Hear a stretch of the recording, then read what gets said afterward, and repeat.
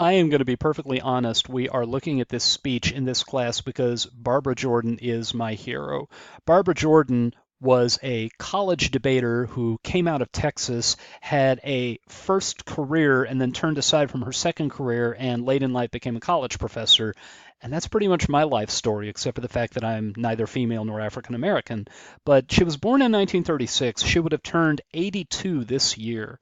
And by her own words and the words of the people who grew up with her, she was African American and she was ugly. She was very dark in a period when the attractive people in the community were the ones who had light skin. Even when her weight was under control, and for much of her life it wasn't under control, but she had a very large frame. She was just built like a linebacker. And she had a bony ridge on her forehead that meant that she did not have a pretty face. Despite all of those setbacks, she was very smart. She was a powerful, powerful speaker. She had a powerful voice, both for speaking and for singing. And best of all, she was wonderfully principled and strong-willed. Her father and her grandfather on her father's side were both Baptist preachers. Even more interestingly, her grandfather on her mother's side looked a lot like her. She became his favorite, and he was really her favorite too. And he told her, always be herself and never give in to what other people expected. During her political career, a line that was repeated several times by commentators was, if Hollywood ever needed to cast someone to play God Almighty, they should cast Barbara Jordan because of that speaking voice and also because of her dignity. She attended Texas Southern University, where I've already mentioned she was on the debate team. She went on to Boston University Law School and graduated in 1959. She was the first African American woman elected to the Texas State Senate. And while she was there, she developed a reputation that she could work with absolutely anyone. A lot of African Americans who were being elected to political office at that point were crying out about injustice, which is a perfectly valid and important thing to do. But Barbara Jordan set herself apart because she was very much a pragmatist. She would take part in protests. She would show up to marches, but she absolutely drew the line at distancing herself from people who said things in public that showed that they were racially insensitive, because she said if she could negotiate with them and if they could figure out a deal that served both their interests, then she could take care of her people. And that was her approach to politics. In 1972, she was part of the first class of African Americans elected to the United States House of Representatives since the Civil War. She was appointed to the Judiciary Committee, which was investigating Richard Nixon and the Watergate scandal that would eventually bring down Nixon's presidency. One evening, each member of the committee gave a speech where they explained what their position was about whether Nixon ought to be impeached. Barbara Jordan's speech, and these were all televised, Barbara Jordan's speech was the one that crystallized it, made it make sense to everybody else who was watching. That is the consensus view of historians. Molly Ivins, who was a newspaper columnist in Texas. For years, she was my favorite columnist. She said, the really stunning thing about Barbara Jordan's rhetoric was that she used words with the same precision that a master stonemason used when he made a wall. She chose words so carefully to build thoughts and never put a word out of place. If you were quoting her, you had to quote her exactly, because if you tried to substitute a word of your own, you'd mess up the whole thing. The speech that we're going to look at right now is not the speech about Watergate. It's the keynote speech that she gave at the Democratic National Convention. And we're not going to look at the whole thing because it goes on for like a half hour. We are going to look at about the first minute of it. Now, the previous two presidential nominating conventions, 1968 and 1972, had been complete nightmares for the Democratic Party. And you can do a little creative searching and find out what went on at those. But there were people who started to question whether the Democratic Party was ever going to be able to put anybody in the White House ever again.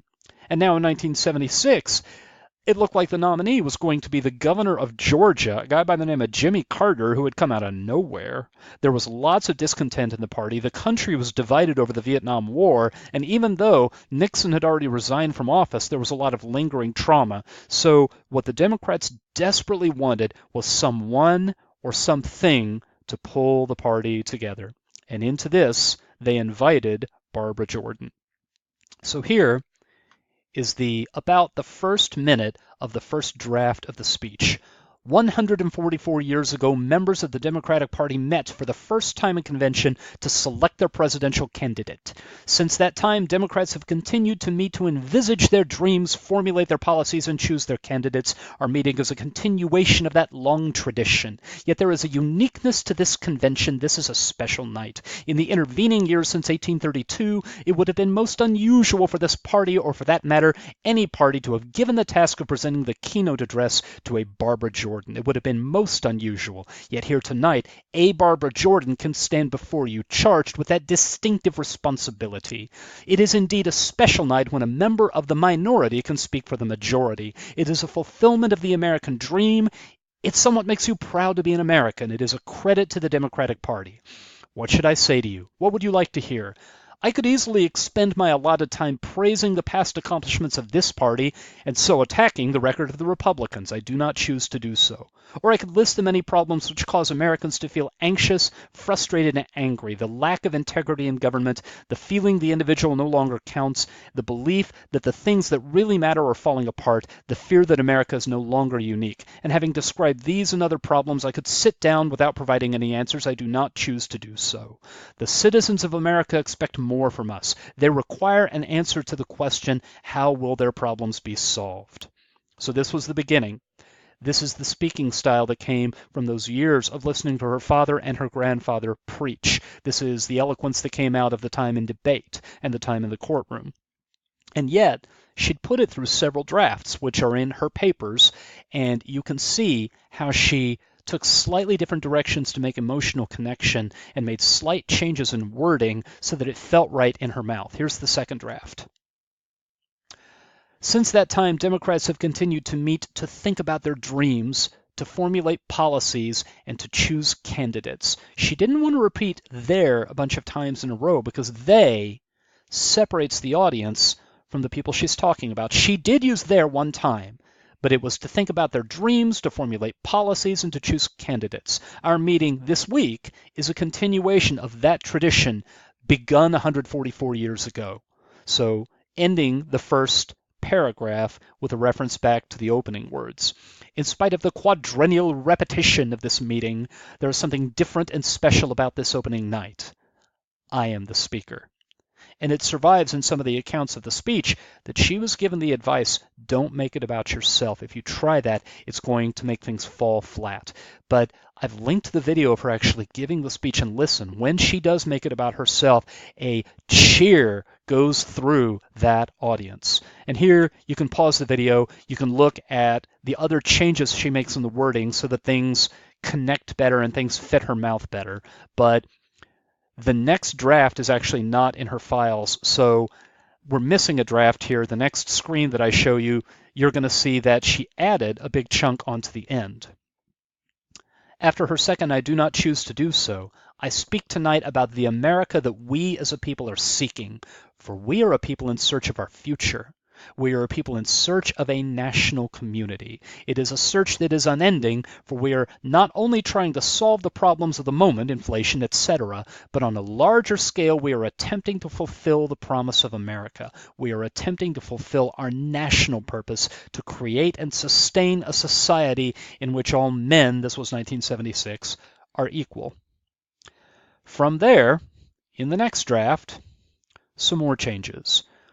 Since that time, Democrats have continued to meet, to think, and to dream, to talk, and to act, to formulate policies, and to choose candidates is now gone. There are no theirs at all anymore. Now it's convene once every 4 years to craft a party platform and nominate a presidential candidate. And then, when she makes it about herself, in the next paragraph, I am a keynote speaker. There actually were 2 keynote speakers that night. John Glenn gave the other keynote speech at the 1976 convention, and his speech effectively put everybody to sleep. In the intervening years since 1832, it would have been most unusual for any national political party to have asked a Barbara Jordan to make a keynote address. Most unusual. The past notwithstanding, a Barbara Jordan stands before you tonight. Now, some of the bigger changes she makes in this draft, further down, I could list the many problems which cause people to feel cynical, anxious, frustrated, and angry, problems which include the lack of integrity in government, the feeling that the individual no longer counts, the realities of spiritual and material poverty, the grand American experiment is failing or has failed. Having described these and other problems, I could sit down without offering any solutions. I do not choose to do that.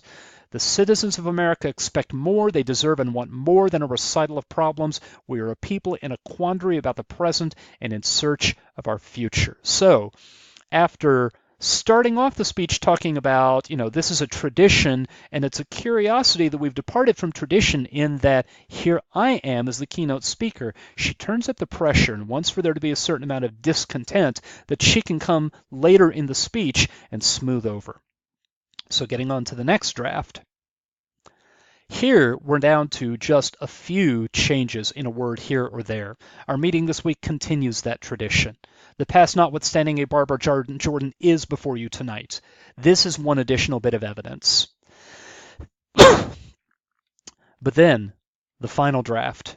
This is the speech as she gave it.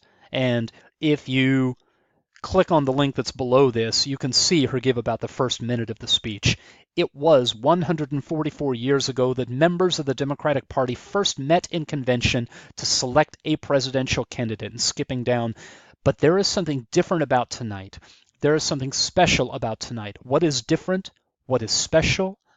I, Barbara Jordan, am a keynote speaker. So it's no longer a Barbara Jordan. She's addressing them directly. And the advice she got earlier on, don't make it about yourself, she is doubling down on making it about herself. And the crowd will just about tear the roof off when she does. And listen to how she follows it up if you listen to her give it.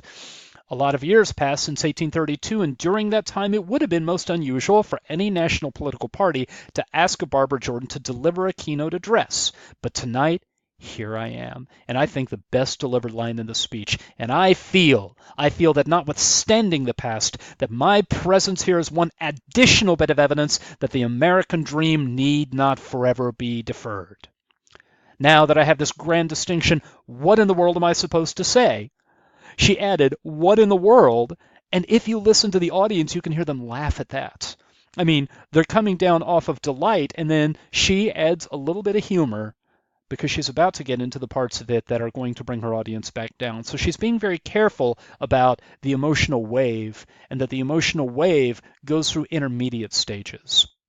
So have a look at her giving the speech, and then come back and look at these drafts and the changes that happened along the way. And this should give you some sense of how the writing of a speech is not in the writing is in the editing. The writing is in fiddling and improving and fine-tuning and thinking about the speaking situation. What is going on with the audience? What is going on with the style of the speaker? And how can you optimize and tune one to the other to where the speech serves both parties' needs the best you possibly can?